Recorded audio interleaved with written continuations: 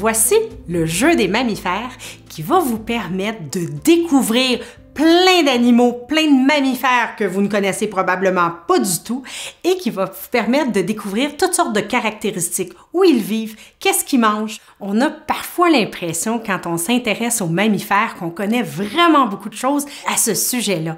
Mais il y a mille et une découvertes fascinantes que vous pouvez faire. Par exemple, est-ce que vous saviez que dans le fleuve Amazon, il y a des dauphins roses qui existent? La plupart des enfants et des adultes connaissent certains mammifères très bien, comme les zèbres, le lièvre ou encore un hippopotame. Mais est-ce que vous saviez qu'il y a des mammifères comme l'ornithorynque ou l'échinidé qui pondent des œufs, mais qui allaitent? Eh oui, ça aussi, c'est des mammifères. Il y a aussi des mammifères très étranges comme le ratopnu qui est probablement le mammifère le plus étudié sur la planète parce qu'il vieillit extrêmement lentement et il attrape à peu près aucune maladie. Ça fascine les scientifiques. Ou encore certains mammifères comme le loup de Tasmanie qui sont complètement éradiqués de la surface du globe. Celui-là est disparu, le dernier spécimen de l'espèce en 1930.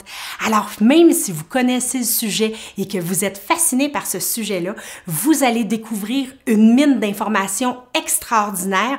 Vous allez découvrir des anecdotes, découvrir qu'est-ce que ces animaux-là, ces mammifères-là mangent, ils vivent dans quel habitat, est-ce qu'ils sont diurnes, est-ce qu'ils sont nocturnes, et tout ça avec toute une panoplie de jeux et beaucoup d'éclats de rire.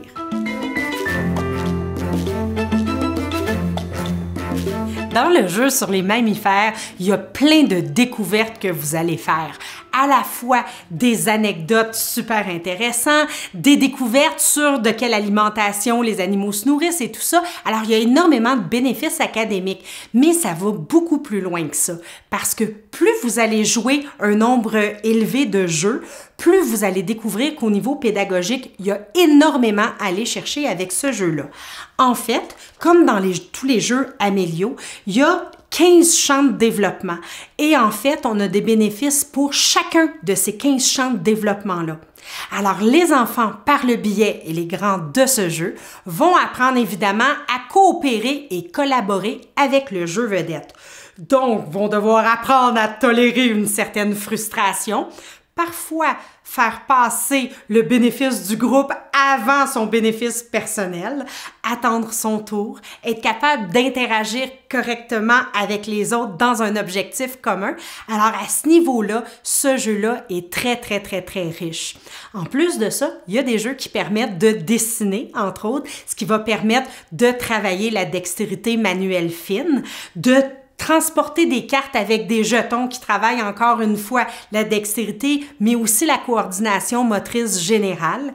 Il y a des jeux qui vont faire appel à la description. Donc, les enfants vont devoir apprendre à verbaliser, décrire. Ils vont aussi apprendre des éléments au niveau logico-mathématique, à associer des choses ensemble, à faire de la catégorisation. Alors, il y a énormément de possibilités d'acquis qui sont scolaires ou qui sont généraux ou qui vont toucher les capacités exécutives qui vont être possibles de développer et d'acquérir avec ce jeu-là. Il y a plusieurs types de cartes dans le jeu des mammifères. Évidemment, mais les mammifères eux-mêmes, les cartes mammifères, sont celles qui sont les plus nombreuses. En fait, il y en a 66 différentes. Vous allez découvrir donc au recto le mammifère lui-même avec aucune autre information, de manière à pouvoir jouer efficacement aux différents jeux. Mais si vous retournez la carte, vous allez découvrir qu'il y a une mine extraordinaire d'informations à l'endos de la carte qui vont vous permettre de jouer de plus de 50 façons différentes. Alors, vous allez découvrir ici en haut si l'animal présenté est un animal qu'on retrouve en abondance sur la planète. Est-ce que c'est plutôt un animal qui est en danger d'extinction ou il y a même certains animaux qui sont carrément éteints, qu'on retrouve même plus sur la planète? Ensuite, vous allez pouvoir, avec cette icône-là, découvrir si l'animal est un animal diurne ou nocturne. Alors, dans le cas du pangolin, on découvre que c'est un animal qui est nocturne puis qui est en danger d'extinction présentement. Pour certains jeux, vous allez avoir besoin de connaître dans quel écosystème vit le mammifère. Alors ici, vous allez avoir l'identification des différents écosystèmes où on peut retrouver ce mammifère-là. Ensuite, vous allez avoir de l'information sur son alimentation. Alors, quels sont ses aliments favoris? Vous allez découvrir évidemment des anecdotes croustillantes sur le mammifère, sa localisation géographique et finalement, vous allez pouvoir découvrir sa taille comparée à un humain ou à un ongle si c'est un tout petit mammifère. Alors, ces informations-là vont vous permettre de jouer de plein de manières différentes. Vous allez aussi découvrir des cartes intrus. Ici, on a le requin-tigre. Évidemment, le requin n'est pas un mammifère, mais il y a beaucoup de gens qui croient que c'en est un. Alors, ces cartes-là ont des caractéristiques spéciales à l'intérieur de certains jeux. Évidemment, on a besoin aussi des cartes écosystèmes. Alors ici, on va avoir l'eau douce, la forêt boréale et la toundra. Alors, on va trouver plusieurs écosystèmes dans le monde pour être en mesure d'associer les différents mammifères à leurs écosystèmes. Et dans certains jeux, c'est très important de pouvoir identifier le type d'habitat et l'alimentation. Alors, on a des cartes qui vont résumer, qui vont décrire les différents types d'habitats et les différents aliments dont se nourrissent les mammifères de façon à pouvoir donner un petit coup de pouce aux joueurs.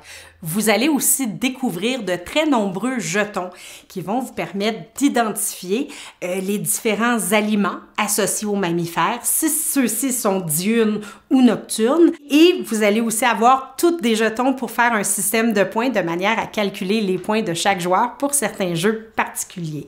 Évidemment, vous allez retrouver toutes ces informations-là dans le dépliant, de même que la description plus élaborée de chacune des types de cartes. Alors voilà, vous êtes prêts à jouer.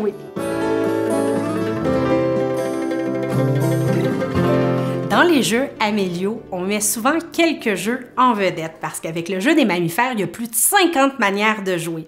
Mais si vous observez dans le dépliant, vous allez découvrir en fait qu'il y a 5 jeux qui ont été mis en vedette dans un ordre très spécifique de manière à ce que les enfants, petits ou les grands même, puissent apprendre et découvrir les différents mammifères, les différents écosystèmes de façon amusante et graduelle. Alors, le premier jeu qu'on vous propose de faire, c'est un jeu qui s'appelle « Qui a bougé ». En fait, c'est un jeu de type jeu de mémoire où on va déplacer une carte et l'enfant va devoir mémoriser quelle carte a été déplacée et devoir l'identifier. Alors, il va peu à peu commencer à se familiariser avec les différents noms des mammifères qu'il ne connaît pas, tout simplement, tout en faisant travailler activement la mémoire. L'avantage de ce jeu-là, c'est qu'on peut hausser le niveau de difficulté en ajoutant des cartes et en augmentant la difficulté, le niveau de difficulté des animaux qu'on choisit si on joue avec des adolescents ou des adultes qui ont une culture générale déjà plus solide. Ensuite, il y a un second jeu qui se nomme l'illustrateur.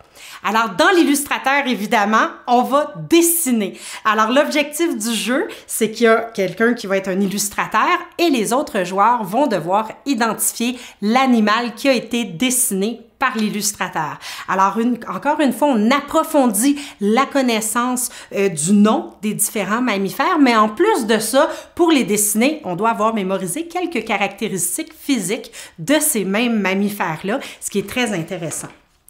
Ensuite de ça, il y a un jeu qui se nomme le parc.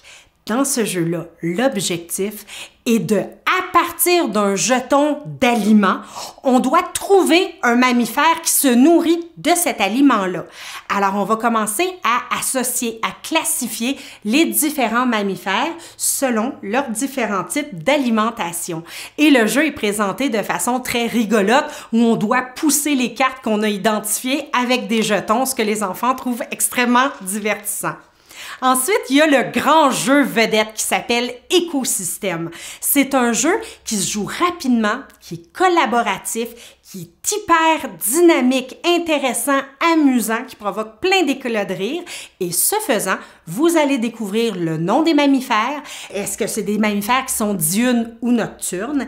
Quel est leur type d'alimentation? Dans quel habitat ils vivent? Et grâce à ça, vous allez être en mesure de repeupler différents écosystèmes pour que la Terre ait plein de ces animaux-là un petit peu partout. Alors, le but du jeu est collectif, mais il y a aussi des défis individuels. Alors, on peut à la fois gagner collectivement et individuellement. Alors, c'est un jeu court, rapide, hyper amusant et toujours différent d'une partie à l'autre. Et le dernier jeu qu'on a mis en vedette se nomme « Tu es fait pour moi ». Dans ce jeu-là, tout simplement, il y a un Cupidon qui va avoir une carte d'un mammifère donné. Il va l'indiquer aux autres et tous les autres joueurs vont prendre une carte mammifère et vont devoir convaincre le Cupidon que leur mammifère est vraiment le meilleur pour être l'amoureux ou l'ami de l'autre animal qui a été pris par le Cupidon.